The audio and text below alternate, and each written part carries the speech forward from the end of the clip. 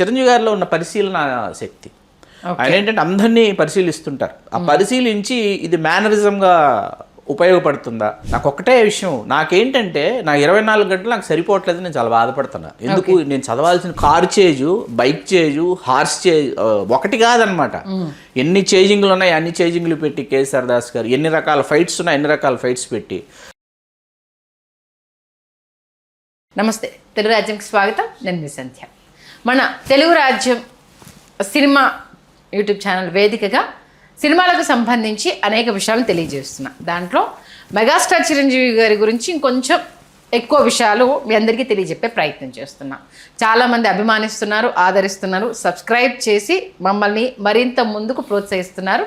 వారందరికీ పేరు పేరున మరొక్కసారి ధన్యవాదాలు. ఈ నేపథ్యంలో మొన్న మధ్య చిరంజీవి గారి కెరీర్లో వచ్చిన విలనిటిక్ సినిమాలు కావచ్చు, ఆయన కెరీర్ ఎలా టర్న్ అయింది, మెగాస్టార్ ఏ టైంలో ఆయన మెగాస్టార్గా బిరుదు వచ్చింది, మైల్ స్టోన్స్ ఏంటి, 100 days సినిమాలు ఏంటి, కలెక్షన్స్ ఏంటి, ఇలా అనేక రకాల విషయాలు మాట్లాడుకున్న నేపథ్యంలో డ్యూయల్ రోల్ సినిమాలకు సంబంధించి, అంటే ఆ సినిమా గురించి రాలేదు, దొంగమొగుడు సినిమా దీని గురించి డిస్కషన్ వచ్చినప్పుడు డ్యూయల్ రోల్ అందులో భలే చేశారు సార్, నాగరాజ్ క్యారెక్టర్ అది ఇది అన్నప్పుడు అదేంటి అంతకుముందు కూడా చేశారు కదా ఆయన అనేసారంటే, అదేంటి సార్ మా జనరేషన్ నుంచి అంటే దొంగమొగుడు అక్కడ నుంచి స్టార్ట్ అయితే లాస్ట్ ఖైదీ నెంబర్ 150 వరకు అందరికీ గుర్తుంది. అంతకుముందు కూడా చేశారు డ్యూయల్ రోల్స్ అంటే చాలా అంతకుముందు కూడా 4-5 సినిమాలు ఆయన డ్యూయల్ రోల్స్ చేశారంట.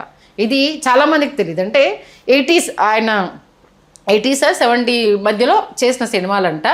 ఏంటి ఆ సినిమాలు, మరి అప్పుడు డ్యూయల్ రోల్ చేసినప్పుడు వచ్చిన రెస్పాన్స్ ఏంటి, ఎన్ని సినిమాలు చేశారు తెలుసుకునే ప్రయత్నం చేద్దాం. చరిత్రకారులు, సినీ రాజకీయ విశ్లేషకులు శ్రీకాంత్ గారు మనతో ఉన్నారు. ఆయన మాటల్లో. శ్రీకాంత్ గారు నమస్తే అండి. నమస్కారం సంధ్య గారు. దొంగమొగుడు, తర్వాత రౌడీ అల్లుడు, అలా చెప్పుకుంటూ పోతే కొన్ని సినిమాలు, అందరి ముగ్గురు మనగాళ్ళు 3 క్యారెక్టర్స్, అంటే ఆల్మోస్ట్ ఒక 15 సినిమాలు చేశారు సార్. స్నేహం కోసం ఉన్నాయి రియల్ రోల్స్, 15 మూవీస్. బట్ దీనికంటే ముందే ఆయన కెరీర్ స్టార్టింగ్ లోనే డ్యూయల్ రోల్స్ చేశారని అన్నారు. ఏమేమి సినిమాలు? 18వ సినిమానే 1980లో విడుదలైనటువంటి నకిలీ మనిషి. ఓకే. కొమ్మూరి సాంబశివరావు గారి నేను చావను అనే ఒక డిటెక్టివ్ నవల. 90కి పైగా డిటెక్టివ్ నవలలు రాసిన కొమ్మూరి సాంబశివరావు గారు తెలుగు నేల మీద తెలుగు పాఠకుల్ని తన డిటెక్టివ్ నవలలతో ఉర్రూ తొలగించినటువంటి డిటెక్టివ్ నవల రచయిత కొమ్మూరి సాంబశివరావు గారు. ఆయన డిటెక్టివ్ నవలల్ని చిరంజీవి గారు హై స్కూల్ డేస్లో టెక్స్ట్ బుక్స్ మధ్యలో పెట్టుకొని, నోట్బుక్స్ మధ్యలో పెట్టుకొని దొంగగా చదువుకునేవారు. ఓకే. డిటెక్టివ్ యుగంధర్గా తనను తాను ఊహించుకొని, తనే ఆ పాత్ర అయిపోయినట్టు, తనే ఆ విన్యాసాలన్నీ చేస్తున్నట్టు చిరంజీవి గారు తనను తాను ఊహించుకునేటటువంటి రోజుల నుంచి ఆ కొమ్మూరి సాంబశివరావు గారి నవలని మీతో సినిమా తీద్దాం అనుకుంటున్నాం అనేటప్పటికి చిరంజీవి గారు ఎగిరి గంతేసి ఒప్పుకున్నారు. ఓకే. అయితే నేను చావను టైటిల్ వద్దు, నకిలీ మనిషిని పెడదామని పెట్టుకున్నారు. రవిచిత్ర ఫిల్మ్స్ మీద వైవి రావు గారిని, ఆయన ఎస్డి లాల్ గారి దర్శకత్వంలో ఎక్కువ సినిమాలు చేశారు. ఆయన ఈ వైవీరావు గారు ఏంటంటే, ఈ ఎస్డి లాల్ గారు చాలా సక్సెస్ఫుల్ ఫిల్మ్స్ డైరెక్ట్ చేసినటువంటి ఎన్టీ రామారావు గారికి ఒక కమర్షియల్, ఒక మాస్ ఇమేజ్ తీసుకొచ్చినటువంటి డైరెక్టర్ ఎస్డి లాల్ గారు. ఓకే. ఆయన దర్శకత్వంలో చిరంజీవి గారు చేసినటువంటి సినిమా ఎస్ఎస్ లాల్ గారు, ఎస్డి లాల్ గారు సోదరులు ఎస్ఎస్ లాల్ గారు కెమెరామెన్ ఈ సినిమాకి. సత్యం గారి సంగీతం, గొల్లపూడి గారి సంభాషణలు, అట్లా ఈ సినిమా పట్టాలెక్కింది నకిలీ మనిషి అనే టైటిల్తో. ఇందులో ఒక అద్భుతమైనటువంటి విషయం ఏంటంటే, చిరంజీవి గారే హీరో, చిరంజీవి గారే విలన్. ఓకే. ప్రసాద్ వచ్చి హీరో, శ్యామ్ వచ్చి విలన్. అన్నదమ్ములేనా? కాదు కాదు కాదు, హీరో విలన్ ఒకే పోలికలతో ఉంటారు అంతే. శ్యామ్ పాత్ర చాలా ఇష్టం నాకు. అంటే ఈ ఇద్దరు వేరువేరు ఆర్టిస్టులు ఏమన్నంత గొప్పగా వేశారు చిరంజీవి గారు. ఓకే. అందులో సునీత అని పూనా ఫిల్మ్ ఇన్స్టిట్యూట్ ఆవిడని తీసుకొచ్చి ఆవిడ ఒక క్యారెక్టర్ చేసింది. ఆవిడ విలనే సినిమాలో. చిరంజీవి గారికి సంగీత గారు, కవిత గారు చేశారు. ఈ కవిత గారితో ఈ శ్యామ్ పాత్రకి ప్రేమ ఉంటుంది. ఆ ప్రేమని సఫలీకృతం చేసుకోవడానికి అతను పడేటటువంటి ఆ క్రమంలో ఏంటంటే, ఈ సునీత ఏం చేస్తుందంటే తన భర్తని ఇతని చేత చంపిస్తుంది. చంపించి ఈ శ్యామ్ని తన గుప్పెట్లో పెట్టుకొని ఇతని చేత అన్ని క్రిమినల్ యాక్టివిటీస్ అన్ని చేయిస్తుంది అనమాట. ఓకే. ఈ శ్యామ్ని బ్రతికించుకోవాలంటే శ్యామ్కి మరణశిక్ష ఇన్ని పడతాయి. ప్రసాద్ చచ్చిపోవాలని చెప్పి, అంటే అదే పోలికల్లో ఉన్న ప్రసాద్ నేను చూస్తుంది సునీత. ఓకే. చూసి అతను చాలా కష్టాల్లో ఉన్నాడు, బాధల్లో ఉన్నాడు. ఒక అమాయకురాల్ని రక్షించబోయి ఉద్యోగం పోగొట్టుకున్నాడు. భార్యాబిడ్డలకు అన్నం కూడా పెట్టలేని పరిస్థితుల్లో ఉంటే ఇతన్ని ఆవిడ ఫాలో అయ్యి వచ్చి 5 లక్షలు ఇస్తాను, చచ్చిపోయి నీ భార్యాబిడ్డలు బాగుంటారని పెడుతుంది అనమాట. కండిషన్ పెడుతుంది. భార్యాబిడ్డలు బాగుంటారు కదా, 5 లక్షలు వస్తాయి కదా, చచ్చిపోదామని. ఎందుకు చచ్చిపోవాల్సి వస్తుందో తెలియదు అతనికి. ఓకే. చచ్చిపోతానని ఒప్పుకుంటాడు ప్రసాద్. ఒప్పుకొని అట్లా చాలా బాగుంటుంది సినిమా. సత్యనారాయణ గారిది ఒకటి మంచి పాత్ర, గంగరాజ్ అనే పాత్ర. అలా చేశారు ఈ సినిమా. ఈ సినిమాలో ఏంటంటే శ్యామ్ పాత్ర తాలూకు సెకండ్ హాఫ్లో ఏంటంటే చిరంజీవి గారు జస్ట్ ఒక షార్ట్తో, బేర్ బాడీతో షార్ట్తో అసలు గడ్డం పెంచుకొని ఒక మ్యాన్లీ లుక్లో కనిపిస్తారు మనకి. ఓకే. ఏది ఆ గుర్రపుశాలలో ఆయన పనిచేస్తా ఒక మేల్ సెక్స్ సింబల్, అంటే ఒక మగటిమి కలిగినటువంటి ఒక మగవాడు ఎట్లా ఉంటాడో ఎస్డి లాల్ గారు పోర్ట్రేట్ చేశారు చిరంజీవి గారిని. చాలా అంటే చాలా ఎక్స్ట్రాడినరీగా ఆ రోజుల్లోనే చిరంజీవి గారిని వాళ్ళు స్క్రీన్ మీద అంత అద్భుతంగా చేశారు. సినిమా బాగా ఆడింది, బాగా ఆడి చాలా మంచి పేరు తీసుకొచ్చింది. ఆ నేను చావును అనేది ఒక సీన్ ఉంటుంది. పలానా ఫ్లైఓవర్ మీద వెళ్ళిన తర్వాత నిన్ను లారీతో గుద్ది చంపేస్తాము కాబట్టి చచ్చిపో అంటే ఇతను బయలుదేరతాడు. బయలుదేరిన తర్వాత ఆ ప్రాణభీతితో, ఆ ప్రాణం మీద తీపితో అతను ఏంటంటే చచ్చిపోకూడదని నిర్ణయించుకుంటాడు. అప్పుడు నేను చావను అని చిరంజీవి గారు అరిచే సీన్స్ కొన్ని ఉంటాయి. ఓకే. ఆ నైట్ టైము, ఆ లైటింగ్, ఎస్ఎస్ లాల్ గారు చేసిన lighting, short composition SD Lal గారు ఎక్స్ట్రాడనరీగా తీశారు. ఎస్డి లాల్ గారికి ఏంటంటే రైల్వే ట్రాక్స్, రాత్రిళ్ళు, జీప్ చేజింగులు, బైక్ చేజింగులు, ఇట్లాంటివన్నీ ఎస్డి లాల్ గారి స్కూల్ అనమాట. ఆ స్కూల్లో రామారావు గారు, కృష్ణ గారు, చిరంజీవి గారు అందరూ యాక్ట్ చేశారు. ఓకే. అలా ఈ సినిమా మొట్టమొదటి చిరంజీవి గారు ద్విపాత్ర అభినయం చేసిన సినిమా. మన ముత్యాల ముగ్గు సంగీత గారు ఇందులో చిరంజీవి గారికి, ప్రసాద్కి జోడీగా నటించారు. ఆయన పక్కన హీరోయిన్గా చేసిన ఏకైక సినిమా. ఓకే. చాలా సినిమాల తర్వాత ఆవిడ నటించిన వదినగా చేసింది, అక్కగా చేసింది ఖైదీలో, హీరోయిన్గా చేసింది ఒక్క సినిమా అనమాట. మీకు తర్వాత చిరంజీవి గారు 83 కానీ చిరంజీవి గారు వరుసగా 3 ద్విపాత్ర అభినయ చిత్రాలు చేశారు. బిల్లారంగా ఒకటి, 3 బిల్లారంగా, రోషగాడు, సింహపురి సింహం, 3 సినిమాలు వరుసగా. అంటే నకిలీ మనిషి తర్వాత 83 కానీ 3 సినిమాలు అవలా. ఓకే.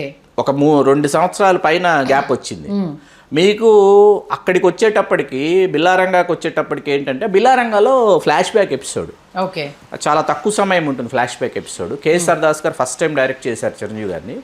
పింజల నాగేశ్వరరావు గారిని పిఎన్ఆర్ పిక్చర్స్ అంటారు. ఆయన చిరంజీవి గారికి 3 సూపర్ హిట్లు ఇచ్చాడండి ఆయన. ఒకటి బిల్లారంగా, ఇంకోటి రోషగాడు యావరేజ్, ఫ్లాప్ కాదు, యావరేజ్ కాదు, అలా మోస్తరు కూడా జ్వాల సూపర్ హిట్. పిఎన్ఆర్ పిక్చర్స్ 3 సినిమాలు, మంచి సినిమాలు చిరంజీవి గారితో చేశారు. 3ఇంట్లో చిరంజీవి గారు డ్యూయల్ రోల్ చేయడం విశేషం.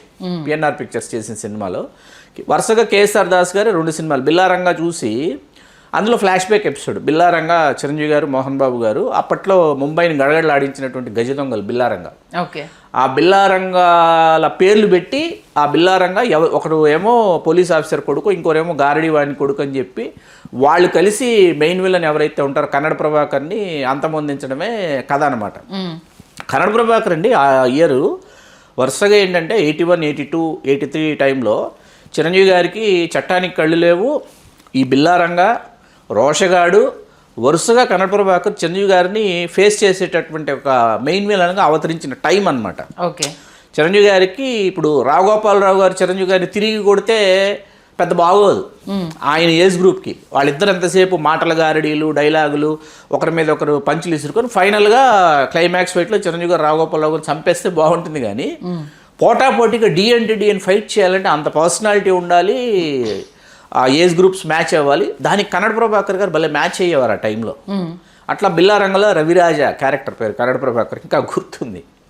ఆ సినిమా చాలా బాగా ఆడింది. బిల్లారంగ బాగా ఆడిన తర్వాత శ్యామల గౌరి గారు చిరంజీవి గారు పక్కన చేశారు. బాగా ఆడిన తర్వాత రోషగాడు అండి. రోషగాడికి వచ్చేటప్పటికి ఏమైందంటే చాలా అత్యంత ఆసక్తికరమైన విషయం ఏంటంటే నేను రోషగాడు థియేటర్లో చూడలేకపోయాను మా చైల్డ్హుడ్ డేస్లో. ఓకే. బీసీ సెంటర్లో చాలా బాగా ఆడిందండి సినిమా.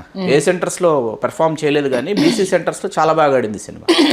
ఆడిన సినిమా ఏమైందంటే మాకు ఎగ్జామ్స్ ఉండటం ఏదో మిస్ అయింది. తర్వాత నేను టీవీలో చూశాను, టీవీలో కదా సారీ, తర్వాత సెకండ్ రన్ వచ్చింది సినిమా. మా పంచరత్న టాకీస్లోనే వచ్చింది సెకండ్ రన్. వస్తే ఓ రోజు మార్నింగ్ షోకి వెళ్ళి ఈ సినిమా మనం అప్పుడు ఫస్ట్ రన్ చూడలేదు కదా, వెళ్ళి పొద్దున్న కూర్చున్నాం అనమాట. కూర్చొని చూస్తుంటే ఎక్కడో చూసినట్టుంది సినిమా.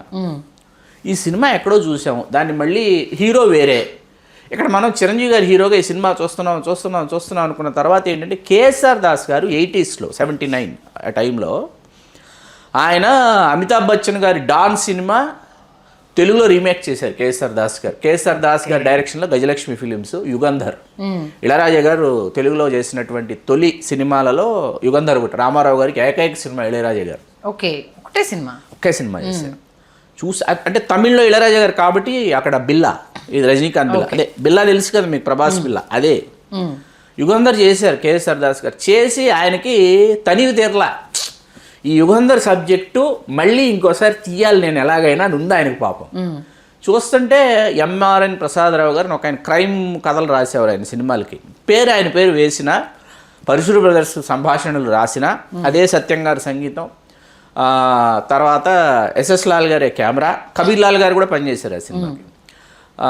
చూస్తుంటే దీనికి కబీర్ లాల్ గారు చేశారు, నకిలీ మనిషి కూడా కబీర్ లాల్ గారు ఎస్ఎస్ లాల్ గారు దగ్గర చేస్తారు, ఆయన కుమారుడే కదా. చూస్తుంటే సిలోన్ సికిందర్ అని క్యారెక్టర్ యాజ్ ఇట్ ఈజ్ డాన్లో అమితాబ్ బచ్చన్, యుగంధర్లో ఎన్టీఆర్ క్యారెక్టర్ని యాజ్ ఇట్ ఈజ్గా తీసుకుని అతను ఈ స్మగుల్ చేసినటువంటి స్మగుల్ గూడ్స్, వజ్రాలు, వైడూర్యాలు, బంగారం ఇదంతా ఒక గుడి తాలూకు గుహలో తీసుకెళ్లి దాచిపెట్టి, ఒక లక్ష్మీదేవి విగ్రహం అది ఇలా తిరుగుతుంది అక్కడ దాచిపెట్టినట్టు అతను చచ్చిపోతాడు అనమాట. ఓకే. అతను చనిపోయిన తర్వాత పల్లెటూరులో ఉన్నటువంటి శ్రీకాంత్, నా పేరే, ఆ శ్రీకాంత్ ఈ పాత్రగా మారటం. అతన్ని పాత్రగా మార్చడానికి మాధవి, హీరోయిన్ మాధవి గారు, సిల్క్ స్మిత గారితో ఒక అద్భుతమైన పాత్ర. ఆవిడని వ్యాంప్ వ్యాంప్ వ్యాంప్ అనుకుంటాం సినిమా అయిపోయేంత వరకు. ఆవిడ సిఐడి ఆఫీసర్, చాలా బాగుంటుంది ఆవిడ క్యారెక్టర్. చాలా అంటే ఆవిడే జీప్ డ్రైవ్ చేసుకుని రావడం, ఆవిడే ఫైట్స్ చేయడం. విజయ్ అని ఫైట్ మాస్టర్ చేశారు, ఎడిటింగ్ రామ్మోహన్ రావు గారు. ఈ సినిమాలో మామూలుగా ఒక యాక్షన్ సినిమాలు ఎన్ని ఫైట్లు ఉంటాయని మీరు అనుకుంటున్నారు? 16 ఫైట్లు ఉన్నాయి ఈ సినిమాలో. నార్మల్గా ఎన్ని ఉంటాయి సినిమాలో ఫైట్? నార్మల్గా 5-6 ఫైట్లు, ఫస్ట్ హాఫ్ 3 ఫైట్లు, సెకండ్ హాఫ్ 3 ఫైట్లు అనుకుంటే చాలా పెద్ద ఎక్కువ ఫైట్లు ఉన్న సినిమా కింద లెక్క.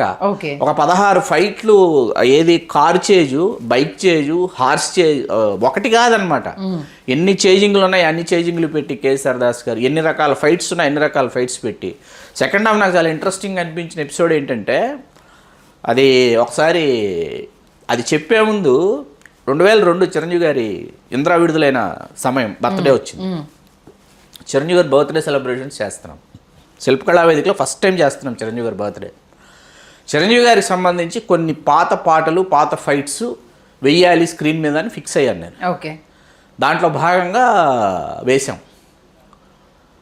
రోషగాడుకు సంబంధించి ఒక యాక్షన్ ఎపిసోడ్ వేసాను నేను. మొత్తం ఆడిటోరియం అంతా అరుపులు, కేకలు, విజిల్స్, సీనియర్ ఫ్యాన్స్ కదా అందరూ. అప్పటికంటే ఆ జనరేషన్ వాళ్ళకి అది తెలియదు కదా చాలా మందికి. అది అరే చిరంజీవి గారు ఇలా సమ్మర్ సాల్ట్స్ కొట్టడం ఏంటి తెలియని జనరేషన్ కొంతమంది ఉన్నారు, మాకు తెలియదు కొంతమంది. అదేంటంటే సెకండ్ హాఫ్ ఈ సిలోన్ సికిందరు చనిపోయిన తర్వాత ఈ శ్రీకాంత్ని సిలోన్ సికిందర్గా మార్చే క్రమంలో మాధవ్ గారు ఏం చేస్తారంటే బీచ్కి తీసుకెళ్ళి బీచ్లో అన్ని రకాల ఫైటింగ్లు నేర్పిస్తారు ఈయనకి. అంటే వాళ్ళందరినీ యాక్షన్ కొరియోగ్రాఫర్స్ ఈయనకి నేర్పిస్తే అసలు ఈయన చేస్తారనమాట. అసలు ఒక్కొక్క విన్యాసం ఒక్కొక్కలాగా చేస్తారు ఆయన. అది కట్ చేసేసాను నేను. అది అసలు సినిమాలో చూస్తుంటే అసలు మనకు చాలామందికి తెలియని విషయం ఏంటంటే, సరిగ్గా ఆడని చిరంజీవి గారి సినిమాలు కూడా ఒకసారి చూస్తే అధ్యయనం చేస్తే ఈ సినిమా ఆడుతుందా, ఆడదా, నచ్చుతుందా, నచ్చదా ఇవన్నీ పక్కన పెడితే ఒక హీరో ఏంటంటే తన భుజస్కంధాల మీద ఆ బాధ్యతని మోస్తూ నేను అన్ని రకాలుగా ప్రేక్షకుల్ని సంతృప్తుల్ని చెయ్యాలనేటటువంటి క్రమంలోనే కృషి చేయాలి. అందుకని చిరంజీవి గారు మెగాస్టార్ అయ్యారు. అలా రోషగాడు తర్వాత సింహపురి సింహం గురించి మనం ఏంటంటే కోడి రామకృష్ణ గారు చిరంజీవి గారు కలయికలో వచ్చిన సినిమాల గురించి చేసేటటువంటి విశ్లేషణలో సింహపురి సింహం గురించి మాట్లాడుకుందాం. అట్లా ఈ 2 సినిమాలండి, నకిలీ మనిషి, రోషగాడు ఫుల్ ప్లెడ్జ్డ్గా డ్యూయల్ రోల్ చేసిన సినిమాలు. మధ్యలో చేసింది బిల్లారంగా ఫ్లాష్ బ్యాక్ ఎపిసోడే. తర్వాత మళ్ళీ ఈ సినిమా, దాని తర్వాత సింహపురి సింహం, ఆ తర్వాత దొంగ మొగుడు, యముడికి మొగుడు, రౌడీ అల్లుడు, ముగ్గురు మనగాళ్ళు, అన్నయ్య ఆత్మారాం, రాజారాం ఆత్మారాం. కాబట్టి డ్యూయల్ రోలే కదా, ఆయన ఆత్మ కదా బయటికి ఆత్మే, కానీ డ్యూయల్ రోల్ 2 పాత్రలు మాట్లాడుకుంటాయి కదా. ఓకే. అలాగా అందరివాడు, స్నేహం కోసం, మన ఖైదీ నెంబర్ 150, ఇలా మనం జ్వాల, రక్త సింధూరం, ఇవన్నీ రక్త సింధూరం. మనం రవిరాజ గారి సినిమాల్లో మాట్లాడుకోవాలి, రక్త సింధూరం నవలా సినిమాల్లో, కోదండరామిరెడ్డి గారి సినిమాల్లో మాట్లాడుకుందాం. ఇన్ని సినిమాల్లో ఆయన ద్విపాత్ర అభినయం చేసి ప్రేక్షకుల్ని అలరించి, మురిపించి, మైమరిపించి. అది నేను అంటే మీరు చెప్పిన డ్యూయల్ రోల్ సినిమాలన్నీ చూశాను థియేటర్లో. మీ అదృష్టం మాకు రాలేదు, అప్పటికి థియేటర్లో అవి అయిపోయాయి కాబట్టి టీవీలో అమ్మమ్మతో నాన్నతో కలిసి కూర్చొని నకిలీ మనిషి, రోషగాడు దీంట్లో డ్యూయల్ రోల్ చేశారా చిరంజీవి గారు అంటే ఇప్పుడు వెళ్ళి సెర్చ్ చేయాలి సీరియస్గా. అంటే మా జనరేషన్ వాళ్ళకి బిఫోర్ సినిమాలని అంటే నేను అమ్మో ఇన్ని మిస్ అయ్యానా నేను చిరంజీవి గారివి అనేసి అని అనిపించింది ఒకటేసారి. అంటే బ్లాక్ అండ్ వైట్లో అంటే ఆయన ఎన్టీఆర్ గారితో స్టార్టింగ్ లో చేసిన కలర్ సినిమాలు అవన్నీ చూసి బ్లాక్ అండ్ వైట్ సినిమాలు ఇవి, ఇది కథ కాదు అవి బ్లాక్ అండ్ అందుకే బ్లాక్ అండ్ వైట్ సినిమాల్లో ఆయన చూశాను సినిమాలు కొన్ని, ఇది కథ కాదు కావచ్చు ఇవి చూశాను. ఇప్పుడు మీరు చెప్తుంటే 4 సినిమాలు నేను మిస్ అయ్యాను, ఇందులో డ్యూయల్ రోల్స్ ఉన్నాయి ఇవి నేను చూడలేదు అనేసి నాకు అనిపిస్తుంది నిజంగా. అంటే సినిమాలు మిస్ అయ్యాయి. ఇవాళ కూర్చొని చూసిన బిల్లా రంగ బాగుంటుంది, ఫ్లాప్ అయిన సింహపురి సింహం బాగుంటుంది. నాకు తెలుసు అంటే అప్పుడు బెల్ పాయింట్స్, అవును bell bottom points, crop ring రింగుల జుట్టుతోటి ఆ టైప్ ఆ లుక్ లో ఉండొచ్చు ఉంటారు. ఓకే అదే ఆ లుక్కే దాంట్లో నిజంగా అండి. నకిలీ మనిషిలో చిరంజీవి గారిని ఎస్డి లాల్ గారు ఊహించిన తీరు, ఎందుకంటే నేను ఒక షార్ట్ వేసేసి ఒక టైట్ బెల్ట్ పెట్టేసి షూ వేసేసి గడ్డ ఉంటుంది, అసలు అలా వదిలేశారు చిరంజీవి గారిని. ఎలా ఉంటారంటే అసలు ఎంతమంది మహిళాభిమానులు ఉర్రూతులు ఊగింటారో ఈ పాత్రలో చిరంజీవి గారిని చూసుకుని శ్యామ్ పాత్రలో అని అనిపిస్తుంది అనమాట. ఊరికే కారండి, ఎవరు ఊరికే స్టార్ బైక్ సంబంధించి విన్యాసాలకు సంబంధించి అది నకిలీ మనిషి అండి. నకిలీ మనిషిలో ఏంటంటే మీర్ గారు వచ్చేసి ఎస్డి లాల్ గారు అబ్బాయి. మీర్ గారు ఖాళీగా ఉన్న రోజుల్లో నకిలీ మనిషి షూటింగ్కి వచ్చేవాడు. ఆయన షూటింగ్కి వస్తే ఆయన చాలా టాల్గా ఉంటారు మీర్ గారు. ఆయన మనకు తెలుగు రాజ్యానికి ఇంటర్వ్యూ ఇవ్వబోతున్నారు. మీర్ గారు ఏంటంటే టాల్గా ఉన్నాను కదా అని చెప్పేసి వెనక సీట్లో కూర్చుని డ్రైవ్ చేసేవారంట. ఇలా చూశారంట చిరంజీవి గారు. చూసి ఆ బైక్ని తీసుకొస్తే బుల్లెట్ తీసుకొస్తే ఏంటంటే చిరంజీవి గారు కూడా అదే ట్రై చేశారంట. అలా ట్రై చేసి అది స్టైలిష్ ఇలా కూర్చున్నట్టు అది చాలా స్టైలిష్గా అనిపించిందంట. అలా చిరంజీవి గారు ఏంటంటే ఆ చిరంజీవి గారిలో ఉన్న పరిశీలన శక్తి, ఆయన ఏంటంటే అందరినీ పరిశీలిస్తుంటారు. ఆ పరిశీలించి ఇది మేనరిజంగా ఉపయోగపడుతుందా, తర్వాత స్లాంగ్స్ ఇట్లా మాట్లాడితే ఈ స్లాంగ్ ఖచ్చితంగా నచ్చుతుందా అని పరిశీలన శక్తి గురించి ఒకసారి విజయబాబు నాయుడు గారు చెప్పారు. విజయబాబు నాయుడు గారు మొట్టమొదటిసారి చిరంజీవి గారికి పరిచయం చేయడానికి మురళీమోహన్ గారు తీసుకెళ్లి వాళ్ళ ఇంటి దగ్గర డ్రాప్ చేసి వెళ్ళిన తర్వాత విజయబాబు నాయుడు గారు చూడగానే చిరంజీవి గారు అన్నారంట, ఐబ్రోస్ చాలా థిక్గా ఉన్నాయి మీవి, ఈ ఐబ్రోసే కదా మీ బొట్టుకాటు సినిమాలో నూతన్ ప్రసాద్ గారికి అందుకే కదా ఇలాంటి ఐబ్రోస్ పెట్టించారన్నారంట. విజయబాబు నాయుడు గారు ఆశ్చర్యపోయారంట. అదేం పరిశీలన శక్తి అండి చిరంజీవి గారికి. అట్లా చిరంజీవి గారిలో ఆ పరిశీలన అనేది ఏంటంటే ఆయన పరిశీలించకుండా ఆయన తన పనేదో తాను చేసుకుని వెళ్తున్నట్టు కనిపిస్తారు, కానీ చాలా అధ్యయనం ఉంటుందండి. అధ్యయనం ఉంటుంది. ఆ తర్వాత అధ్యయనం తర్వాత ఆయన చేసేటటువంటి కృషి మనకు ఆ మధ్య ఒకసారి గుండుతో కనిపించాలని మేకప్ చేసుకుని ఒక వీడియో రిలీజ్ చేశారు. అలా తన మీద తను చాలా ప్రయోగాలు చేసుకుంటారు. చంటబ్బాయి సినిమాలో బిస్మేరీ కోసం మీసం తీసేయాలంటే ఆయన ఆలోచించకుండా మీసం తీసేశారు. అప్పుడు ఆ సెట్లో అందరితో చేయించారంట కదా. అది తీసేసి ఆ మీసం ఆయన తీసేయడం అనేది నేను తీయను అని చెప్పచ్చు. వాస్తవానికి కొంతమంది మగవాళ్ళకి ఏంటంటే మీసం అందం అండి. అవును, అది తీసేస్తే చూడలేం మనం. అయినా కూడా చిరంజీవి గారు ఏంటంటే మీసం తీసేసి జంధ్యాల కోరుకుంటున్నాడు నన్ను మిస్మేరీగా చూపించాలని, కాబట్టి నేను మీసం తీసేసి తర్వాత బాడీ లాంగ్వేజ్ చిరంజీవి గారు చంటబ్బాయి లేని బాడీ లాంగ్వేజ్ ఆ మిస్మేరీ నడుచుకుంటూ వస్తారు. గౌన్ వైట్ ఫ్రీల్ గౌన్ నడుచుకుంటా రావటం అనేది ఆయన అలాగే ఇంటికి వెళ్ళారంట సాయంత్రం. ఆ రోజు ఎవరి కొత్త ఆంటీని అడిగారంట పిల్లలు, సురేఖ గారిని, ఎవరు మమ్మీ కొత్త ఆంటీ?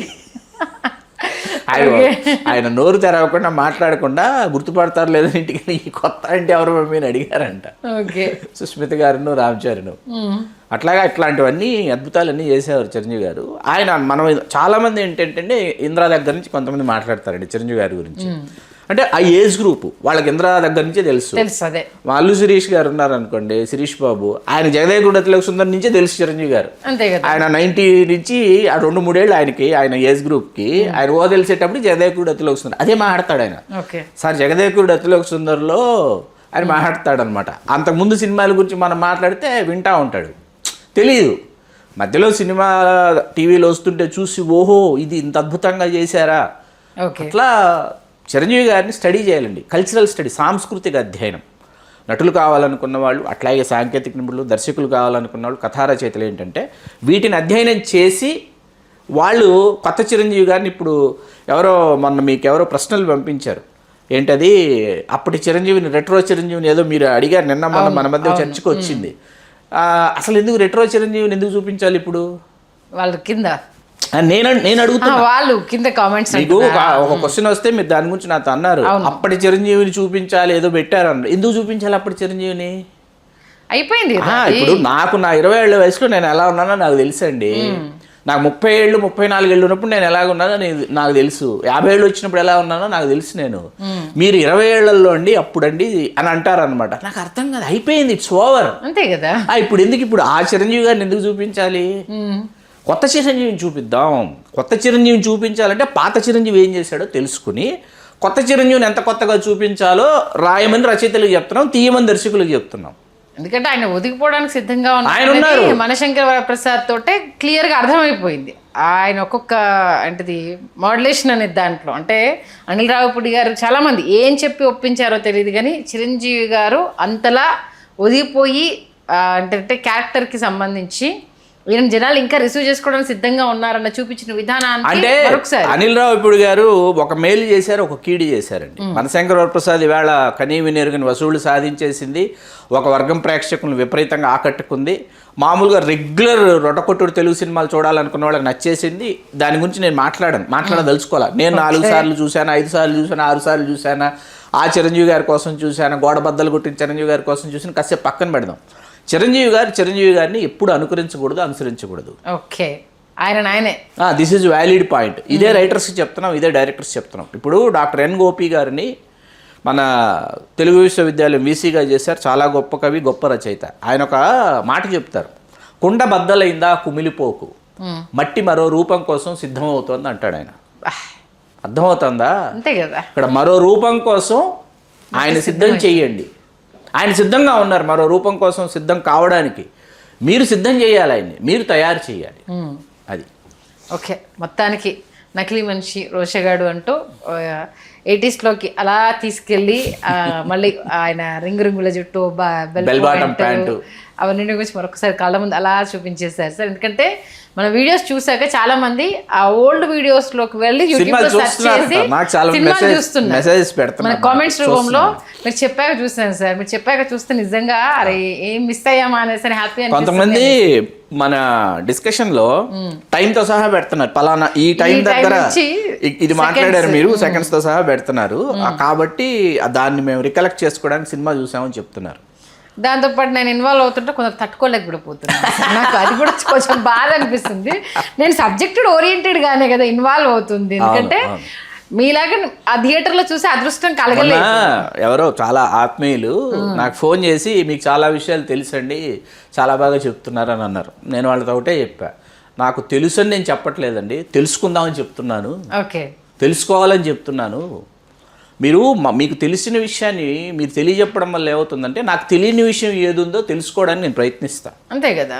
అది నేను సినిమా చూసా, పుస్తకం చదివా అన్నది నా వ్యక్తిగత అభిరుచి మీద ఆధారపడి ఉంటుంది. అది సంజయ్ గారు. ఓకే, మొత్తానికి ఏదేమైనా మనము సినిమాల గురించి ప్రతినిత్యము వీడియోస్ చేయాల్సిందే, మాట్లాడాలి. నేను ఆల్రెడీ చెప్పా, మీరు కామెంట్లు చేసినా చేసినా రిసీవ్ చేసుకుని నేను సిద్ధంగా ఉన్నాను. కాకపోతే చేసే కామెంట్స్ నేను మరొక్కసారి చెప్తున్నాను, నన్ను ఆలోచింపజేసేలాగా చెయ్యండి, అంతేగాని ఏదో పెట్టాలి కదా అని కామెంట్స్ పెట్టదు.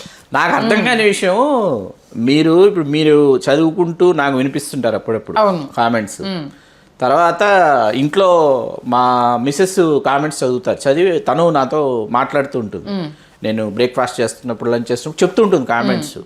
నాకు ఒక్కటే విషయం, నాకేంటంటే నా 24 గంటలు నాకు సరిపోవట్లేదు, నేను చాలా బాధపడుతున్నా. ఎందుకు, నేను చదవాల్సిన పుస్తకాలు ఉన్నాయి, చదివిన పుస్తకాలు, నేను మరొకసారి చదవాలనుకుంటున్న పుస్తకాలు ఉన్నాయి, కొనాలనుకుంటున్న పుస్తకాలు ఉన్నాయి, కానుకగా ఇవ్వాలనుకుంటున్న పుస్తకాలు ఉన్నాయి, చూడాల్సిన సినిమాలు ఉన్నాయి, వినాల్సిన సంగీతం. 1000 సినిమాలకు పైగా సంగీత దర్శకత్వం వహించిన ఇళయరాజా గారి సినిమాల్లో పాటలు వినాలనే కోరిక నాకు కోవిడ్లో తీర్చుకున్నా. ఇట్లా కొన్ని కోరికలు ఉన్నాయండి. ఇవన్నీ ఏంటి, వ్యసనాలే ఇవి. నాకున్నటువంటి వ్యసనాలు ఇవన్నీ. పని లేకుండా, పని పాట లేకుండా కాలక్షేపం చేసుకుంటూ కింద ఇటువంటి కువిమర్శలు చేసేటటువంటి వాళ్ళు ఈ సమాజంలో ఎంతమంది ఉన్నారా అని అనిపిస్తుంది ఆ కామెంట్స్ వస్తుంటాయి. నాకంటే ఈ సందర్భంగా ఇది మనం చెప్పొచ్చో చెప్పడం నాకు తెలియదు కానీ వంశీ గారు నా గురించి చెప్పిన కాంప్లిమెంట్ మీరు కెమెరా ముఖంగా చెప్పాలి సార్, సీరియస్లీ. ఎందుకంటే వీడియోస్ చూసి ఆయన ఫోన్ చేసినప్పుడు మీ గురించి ఎంత బాగా చెప్పారు, నా గురించి కూడా కాంప్లిమెంట్ ఇచ్చారు. ప్రసిద్ధ దర్శకులు, నేను అభిమానించే దర్శకులు, మీరు అభిమానించే దర్శకులు, రచయిత వంశీ గారు ఆవిడ చాలా బాగా మాట్లాడుతున్నారు, మీతో సరిసమానంగా ఆవిడ పోటీపడి ప్రశ్నలు వేస్తున్నారు శ్రీకాంత్ గారు అని చెప్పి ఆయన అభినందించారు సంధ్య గారిని. ఈ వీడియో కూడా వంశీ గారు చూస్తారని నాకు తెలుసు, మన వీడియోలు చూస్తున్నారు వంశీ. కాబట్టి అందుకే నేనేమంటున్నా, సబ్జెక్ట్ తెలియకుండా మాట్లాడినా కామెంట్ చేయండి. అమ్మా ఇది నువ్వు తెలుసుకోలేదు కాబట్టి ఇది సోది ఎక్కువ అవుతుంది, ఇంట్రాప్ట్ టైప్ అంటే ఆయన చెప్తూ ఉంటే ఊ కొడుతుంటే అవునా నిజమా అనేసి నువ్వు కొడుతుంటే. నేను మరొక విషయం కూడా స్పష్టం చేయదలుచుకున్నా. మొదట్లో మీరేంటంటే నేను చెప్తున్నప్పుడు వింటూ ఉండేవారు. అవును, నేనేమన్నానంటే ఏమండి మీరు సమాధానాల నుంచి ప్రశ్న తీసుకుని మీరు ఇన్వాల్వ్ అయ్యి ఒక్కొక్కసారి అటాక్ చేస్తే నా దగ్గర నుంచి మోర్ ఇన్ఫర్మేషన్ వస్తుందని నేను మీతో చెప్పడం వల్ల మీరు ఇంటరాక్ట్ అవుతున్నారు. సార్ ఇప్పుడు థియేటర్ లో చూడకపోయినా టీవీలో చూసాను. చెడ్డబ్బాయి సినిమా అప్పటికి ఫ్లాప్ అని తెలియదు, ఎందుకంటే నిజంగానే. ఎందుకంటే మాకు అప్పటికి ఇట్లు ఫ్లాప్ లోకి సంబంధించి టీవీ అనే దాని మీద ఇది చూడనీయకుండా ఉన్నది. ఎందుకంటే 90s నుంచి టీవీ అనేది ఉధృతంగా రావడము, అప్పటికి పక్కిళ్ళల్లో చూడడము, వాళ్ళు చూస్తూ ఉంటే మనకి ఇంట్లో ఎందుకు ఉండొద్దు అనేసి అప్పుడు స్టార్ట్ అయిన జనరేషన్ నుంచి వచ్చింది. నేను వచ్చింది దాన్ని మీరు చెప్తూ ఉంటే నిన్న టీవీలో చూసినప్పుడు అప్పుడు అనుభూతి చెందింది, మీతో నేను షేర్ చేసుకుంటున్నాను. దానిలో తప్పే ఉంది, నాకు అర్థం కాని విషయం. నాకు తెలిసిన డౌట్ మీ ముందు నేను ఎక్స్ప్రెస్ చేస్తున్నాను. దాంట్లో ఈమె ఎందుకు దూరుతుంది, ఆయన ఎందుకు మాట్లాడనివ్వట్లేదు అనేసి అంటే ఏకపక్షంగా మీరు మాట్లాడుకుంటూ పోతే ఎక్కడో ఉన్న డౌట్ అది క్లియర్ అవ్వకపోతే ఎలా? నాకు కూడా తెలియాలి కదా, ఇది నేను ఇప్పటి నుంచి అనుకుంది ఫ్లాప్ అని అంటే ఈమెకి ఇది ఫ్లాప్ కూడా తెలియదు, ఈమె చేస్తుంది అని అంటే అభిమానించే వాళ్ళ సినిమాల గురించి ఇట్లా చాలా మందికి ఒక విషయం తెలియదు. ఏంటో తెలుసా మీకు, ఎవరైనా చిరంజీవి గారి చర్చ మా ఇంట్లోనో ఎప్పుడో ఎక్కడో వచ్చినప్పుడు కొంతమంది ఆపద్బాంధవుడు చూడని వాళ్ళు ఉన్నారు. వాళ్ళ కోసం నేను ఏంటంటే ఒకసారి పెడతాను చూడండి పెట్టి వదిలేస్తా. వాళ్ళకి ఆ సినిమా కమర్షియల్గా ఫ్లాప్ అయిందంటే నమ్మరు, అంతే సినిమా ఎలా ఫ్లాప్ అయింది అనమాట. అంతే కదా, ఎందుకంటే ఇప్పుడు మీరు సినిమా ప్రపంచంలో ఉన్నారు కాబట్టి అది హిట్ ఆఫ్ ఫ్లాప్ అనే చూస్తారు. నచ్చిన అభిమాన నటుడిది వచ్చినప్పుడు కొంత మనకు ఊహ తెలిసేంత వరకు దీన్ని ఈ కోణంలో చూస్తారు అనుకునేంత వరకు ప్రతిదీ మనకు అందంగా అద్భుతంగానే కనిపిస్తుంది. అంతే. రాజు గారు తీసిన పౌర్ణమి ఎంత గొప్ప సినిమా అండి, కమర్షియల్ గా ఫ్లాప్ ఎంత గొప్ప సినిమా పౌర్ణమి, ఎస్థెటిక్ గా ఆలోచిస్తే. అసలు పాటల పరంగా అది ఎంత సెన్సేషన్, దృశ్యపరంగా నిజంగా అది ఎందుకు ఫ్లాప్ అయిందంటే సమాధానం ఉండదు. కొన్ని ఎలిమెంట్స్ స్లో నరేషన్ జనాలకు నచ్చలేదు, రిసీవ్ చేసుకోలేదు. కానీ ఇప్పటికీ టీవీలో వస్తే దాన్ని చూసి ఆదరించే వాళ్ళు చాలా మంది ఉన్నారు. మొత్తానికి చిరంజీవి గారి నకిలీ మనిషి రోషగాడు ఆ టైంలో వచ్చిన 4 సినిమాల గురించి అద్భుతంగా విశ్లేషించారు. సింహపురి సింహం గురించి కూడా సినిమాల్లో మాట్లాడదాం. బిల్లా రంగాల్లో ఫ్లాష్ బ్యాక్ ఎపిసోడే కాబట్టి పర్వాలేదు, దాని గురించి తక్కువ మాట్లాడినా పర్వాలేదు. అవి ఏంటంటే హిట్ బాటలోనే ఉండడం అనేది చాలా అంటే సంతోషకరమైన విషయం. చూడలేదు కాబట్టి ఇవాళ సాయంత్రం వెళ్ళి ముందు ఖచ్చితంగా 2 సినిమాలు నేను చూస్తాను. దాని తర్వాత మీరు చెప్పిన కోణాలు ఏమేమి ఉన్నాయి అనేది మళ్ళీ మీతో విశ్లేషిస్తాను. మంచి విశ్లేషణ నుంచే ధన్యవాదాలు శ్రీకాంత్. ధన్యవాదాలు సంధ్య గారు. హలో, తెలుగు రాజ్యం ఛానల్ చూస్తున్నారా? సామాజిక రాజకీయ జీవన చిత్రణే తెలుగు రాజ్యం. అతిశయోక్తులు అసత్యాలు ఉండవు. రాజకీయ కోణం కాదు, ప్రజా కోణమే కొలబద్ద. తెలుగు రాజ్యం వీక్షణ మీ ఉత్తమ అభిరుచికి నిదర్శనం.